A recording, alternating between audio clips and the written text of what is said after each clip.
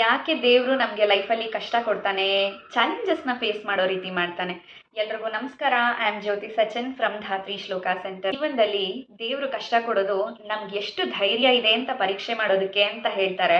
ಆದರೆ ಪ್ರತಿನಿತ್ಯ ಚಾಲೆಂಜಸ್ನ ಫೇಸ್ ಮಾಡಿ ಜೀವನದಲ್ಲಿ ಹೋರಾಟ ಮಾಡಿ ಮಾಡಿ ಸಾಕಾಗಿದೆ, ಇನ್ನು ಮುಂದೆ ನನಗೆ ಈ ಚಾಲೆಂಜ್ ಫೇಸ್ ಮಾಡೋದಕ್ಕೆ ಶಕ್ತಿ ಇಲ್ಲ, ಅಷ್ಟೇ ಅಲ್ಲ ನನ್ನ ಮೇಲೆ ನನಗೆ ಸೆಲ್ಫ್ ಡೌಟು, ಯಾವುದೇ ಒಂದು ವಿಷಯ ತಗೊಂಡ್ರು ಅದರಲ್ಲಿ ಡಿಸಿಷನ್ ಮೇಕಿಂಗ್ ಕೆಪಾಸಿಟಿನೇ ಕಳ್ಕೊಂಡಿದ್ದೀನಿ ಅಂತ ಯಾರೆಲ್ಲ ಒದ್ದಾಡ್ತಾ ಇದ್ದೀರೋ ಅವ್ರು ಎಲ್ಲರೂ ಪ್ರತಿನಿತ್ಯ ಆದಿತ್ಯ ಹೃದಯ ಪಾರಾಯಣ ಮಾಡಬೇಕು.